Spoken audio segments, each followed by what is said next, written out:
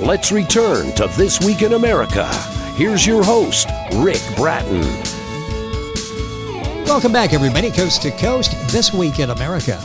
The delightful children's book, The Little Red House by Nancy Armstrong, is a story about a little boy who learns that everything that is fun cannot always be found in a toy box or even in a book. A story about a little red house with no windows, no doors, and a star inside. A wonderful story about the love and trust a mother has for her son, about always believing in yourself and that anything is possible. Nancy Armstrong has been an educator for over 20 years. Raised on a farm in Kansas, she enjoyed and experienced many beautiful days roaming the countryside, exploring and learning about nature. The first time she heard this story, it captured her heart, and she envisioned herself on such a quest.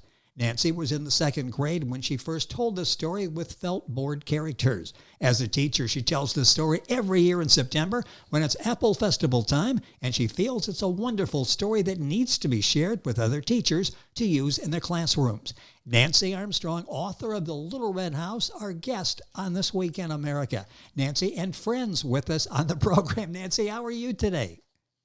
I'm doing great. Thank you. Well, I'm glad to get your friends with you on your program. The video version, you might have seen one of Nancy's closest friends just walking in the background there as we're taping this. Skype version is available on YouTube. You can go to our channel, go to our website, thisweekinamerica.us, and click on videos and see the interview, the conversation we're having with Nancy. This is such a well-done book, and it really, on a number of levels, we'll talk about during the course of the program. But tell me a little bit more about the book. I did a brief synopsis there, but this is a beautiful story that's really a meaningful one for you, isn't it? It really is. It really is. This is a story that when I first heard the story, it just touched me because I could relate to it. It just felt so personal. And in just over the years and deciding teaching was what I wanted to do, I decided it needed to be published because it was just so easy to relate to it, being about an apple. And most kids, it's part of their daily or weekly, I hope, snacks. Yes. And something they can relate to personally themselves. Sorry, another friend. But it works at so many levels and so many different classes, and Yes. science, math, everything, that it was just important to me to put it on paper and put it out there so that other teachers could use it as well. The book is The Little Red House by Nancy Armstrong, our guest on the program. Book available at stratton-press.com. Amazon will give you all that information as we go through the program. Talk about the inspiration to write the book. You know, knowing the story and telling it, now you've decided to write a book. So you need to write the book. You need an illustrator. You need a publisher. What inspired you to actually go through with the process and to share the story with literally thousands of people worldwide? Well, what encouraged me were the illustrations. I live in a very small town here in Kansas and go to a fairly nice sized church. And one of the teenagers there was very interested in art, did a lot of drawings and paintings and entered contests with them. And I gave her my book to read and said, "Would you be interested in doing the cover for me?" And she said, "I'd like to just do the illustrations." We sat down for maybe a half an hour, talked about the book. She came back with 2 weeks later. She came back with the illustrations, and it was like she was just inside my head. Joni was only 14 years old when she did the illustrations for this book, and I wanted to publish it for her more than anything. Obviously, it's been a few years. She's now an adult and with a real job, and we've been trying to do interviews and things together, but her schedule and mine don't match always. But it was her and her her brilliance. I mean, Yes. the illustrations are just so endearing. I just had to find a way to do this. You know, it's interesting because people will look all over sometimes to find the right illustrator to make sure they understand the essence of the story, the message you're trying to get across. You find someone not only locally in your church, but someone who's very young, who sort of on her own takes this story and knows exactly where you're going with it. That was amazing, wasn't it? Amazing, amazing. When she brought me for the illustrations and I was looking through them, I didn't change a thing. I mean, she just was inside my head, but she's also a farm girl. And so I think she pulled a lot from her own memories and schema about how farmers live and how the country is laid out. Kansas is known for being very flat, but we've got a lot of hills too here and there. And I think she just put her own memories into the Yes. pictures as well. So The book is The Little Red House by Nancy Armstrong, our guest on the program. Joni Patterson is the illustrator on the book. Does that help the authenticity of the story? I mean, this is your story, so you know where the story is coming from. She shares that. I mean, being a Kansas girl just like you and understanding the meaning of the story. How important was that both of you were on the same page from the very beginning? In fact, you didn't have to put her on the page. She was there from the onset. it was really awesome because as an educator, you hope to inspire and challenge and just I've worked with different ages of children, never taught anyone 14. I've kept my my career at the younger ages, but that doesn't take away from wanting to help and inspire and encourage kids. And that was really um, one of the things that was important to me was this was someone who wanted to do this. So just giving her a shot to do it. And then she did such an amazing job that I just had to follow through to just share this with her. So Well, yes, and the book is The Little Red House. Nancy Armstrong is the author, our guest on the program. Available at stratton-press.com, Amazon, all the usual places. We'll give you a rundown of those before we conclude the conversation today, and all of this on our website, thisweekinamerica.us. Talk about the decision to publish it now. You said that was a few years ago when you wrote the book. Boy, now seems like sort of a perfect time as we try to get back in touch with ourselves and our surroundings. Why now? What was the decision like to okay, I'm going to publish it and I'm going to do it now. I'm going to do it. well, Stratton Publisher is someone I had submitted the book to back when I first wrote it.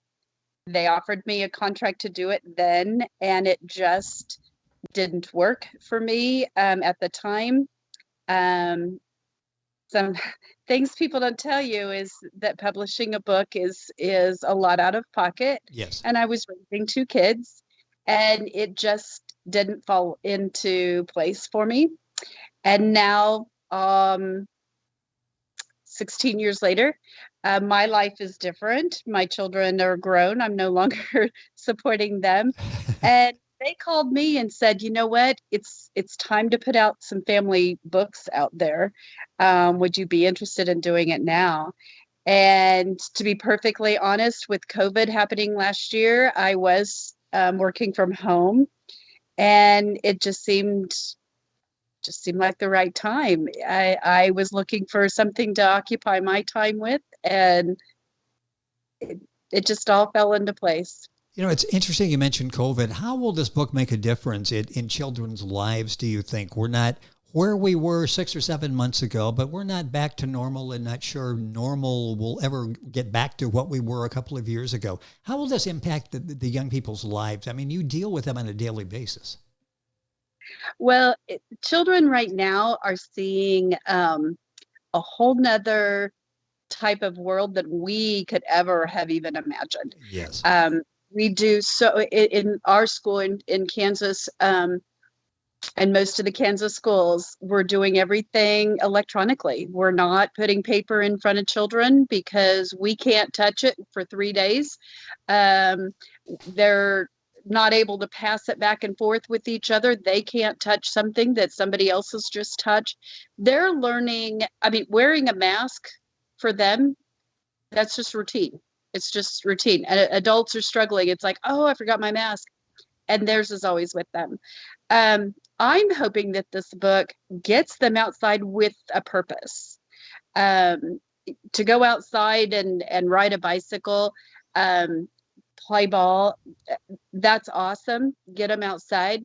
But to go outside and explore, take those walks with their parents, even if it's just through the park walking trail, looking for different things. Just I'm hoping to inspire them to notice nature again and appreciate what we do have and protect it.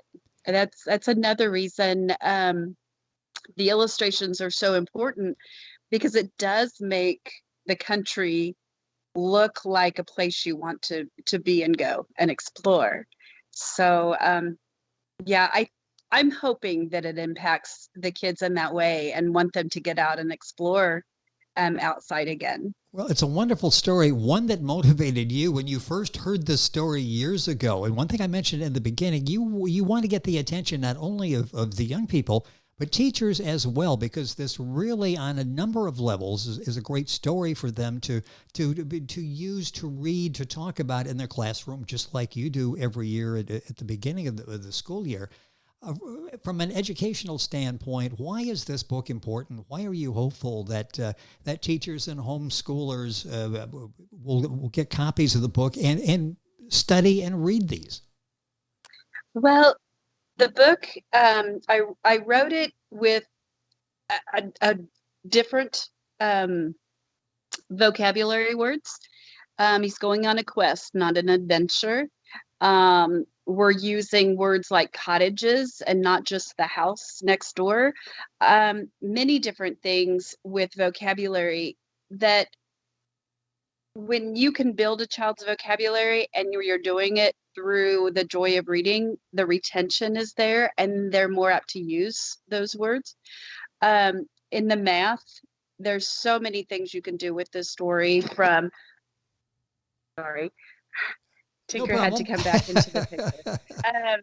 From graphing, you can do all sorts of things with, I mean, in preschool, when I am with my preschool students, just simply counting. We do taste tests, so we talk about the senses, and we listen to the apple as we cut it. We smell the apple, we taste the apple. We do. I'm so sorry. We do like taste tests, and then we graph our favorites and we post those outside and ask the other classes to do the same. In Kansas, the apple festival time is a big deal. You don't think of Kansas with a lot of apples, but we do. We have apple festivals several weekends with different organizations in September, and it's just a great lead into that, which then leads us into the pumpkin and the harvest. With it being on the farm, he talks to a farmer, talk a little bit about what's being harvested and when. Talking about seasons is very appropriate with this book. There's just so much with not just math, but science. We plant seeds. We do artwork with apples, and we literally build an apple tree with apple prints, and then we use prints with different vegetables, different things. It's just, there's so much to do and so much to explore. I use this book for it. It's a month-long theme that I have, and at one point wanted to put some of my masters in the back of the book for parents to use with their kids. Yes. And we may do that still. I think that's a good idea because as you're talking, this is what you're saying is so instructive for parents. You can read the book with your child. The child can read the book to you. You do it together.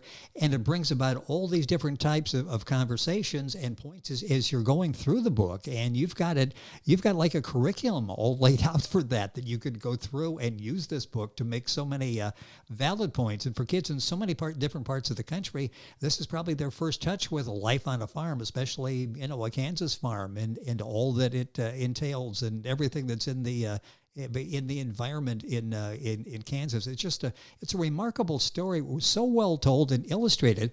What's the age group? You mentioned working with preschoolers. What age group do you work with? I I think this book is appropriate for any child who's 4 years old up until second and third grade. There's a lot of things you can touch on with even second and third graders. It's a sweet story about a boy who's about that age, so they can relate to that. The problem solving, the how we get from here to there, the relationships he has with the people that he meets are all very appropriate for even third graders. I have taught up to fourth and fifth grade, and I read them the book the year I taught with them, and even they enjoyed it. Even they thought it was awesome. So I think that um, any age child Yes. who it can relate to this. And I know we've got a lot of delayed readers out there that are in, fifth and sixth grade that are really just reaching this level for whatever challenges they had met earlier. And it's still a story that they can read and find a connection with. And so I really hate to put an age on the story, because it's relatable to even adults. I was going to say, as parents are reading it, they may learn something too. Like, life was a lot simpler back when we were back on, on the farm, or those days when you could actually sort of slow things down and walk outside and enjoy what's out there. I mentioned a few minutes left in the program, but how important that is for children to believe in themselves, that anything is possible. And that's really important, I would think, at an early age. That's not too early to start teaching that, is it? No, definitely not. Definitely not. The book is so well done. Again, it's receiving excellent reviews, The Little Red House by Nancy Armstrong, our guest on the program. I mentioned that stratton-press.com, they're the publishers. You get the book there, Amazon, the other places. Where would you send people to get the book? Am I leaving out? Is basically wherever you can buy books, you can pick up a copy of The Little Red House. Well, I'd love to say that. Right now, Barnes and Noble has it, and they have it online as well as in a lot of their stores. I would direct people to Amazon first. They're getting books within 3 days from Amazon, and so I encourage you to go there. I know that Stratton Publishing is also taking orders, but I didn't double check this fact, but I think it's for orders of 10 or more. But to do orders to get them quickly, I would direct you to Amazon. Well, and everybody thinks if you're traveling and listening in the car, or just listening via a mobile device, whatever, that streaming it, all of a sudden you're like, I can't remember all of this. Amazon, you can remember. We remember Amazon for everything, and certainly for books. So that's where you'll find a copy of The Little Red House. And if you go to our website, thisweekinamerica.us, you can link on directly to the Amazon page that has Nancy's book there. So much went into this book, and the payoff is really so many young people being taught a very important message at an early age. Are you writing something else now? Actually, I am. Very good. I hope to have my second book out by the end of this year, and there even may be a third. Fantastic. I've so many ideas, and this has been a very awesome adventure. So, Well, you've done such a wonderful job with this. I'm glad to hear that there will be more, and hopefully we'll have a chance to talk about the new book coming out maybe the end of the year. The book is, this book, Nancy Armstrong is the author. It's The Little Red House. What was this like? You mentioned all of this. You wrote the book. The timing wasn't right. You go back years later. You publish it. When you first saw that book, all of this that went into this, the meetings you had with Joni and putting all of the illustrations, the text together, when you picked up a copy for the first time, I bet that's a feeling that will stay with you forever. It is. It is. And I have to admit, as I was flipping through the pages, all I could think about is I can't wait to get my mom a copy. I only because she has been in the country all her life, and when I told her I was going to do this, she was very excited for me, and I just wanted to be able to hand her that copy and show her the finished product. But more than anything, you're never too old to see a dream come Well, true. yes, yes. I'm living proof of that. So just that's what I tell my students. You keep following that dream and don't give up on it. And it's an awesome ride. It can be an awesome adventure. Well, that has to be an adventure that's continuing, and it all started with felt board characters. Do people even know what felt board characters are anymore? I, like you, grew up with felt board characters. I'm not sure anybody uses those anymore. Well, no, not with magnetic boards now, and with so much electronics, and you can make your own, what do they call them? Emojis. Oh, yes, yes. Um, so yeah, and there's so many games where you can build an avatar and walk them through your own settings that you can. It's yeah, no, felt board stories aren't being told.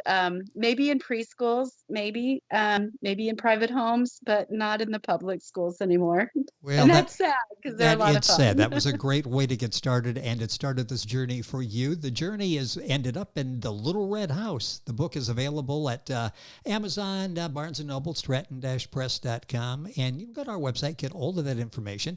Nancy Armstrong is the author and our guest on the program. Nancy, it's been a pleasure. Congratulations on the success of the Little Red House. I mean, it's amazing the story is out there impacting so many people. And hopefully we'll have a chance to talk about the next book when it comes out. No pressure, but when it comes out, would love to chat again on the program. Thank you for spending some time with us. Well, thank you very much. I appreciate your time. It has been a lot of fun. The Little Red House by Nancy Armstrong. Book available at Amazon, the usual places. Information on our website, thisweekinamerica.us. We're back on today's program after these messages. This Week in America is online. You can visit our website, thisweekinamerica.us. Scott Pinkerton, Associate Producer of This Week in America.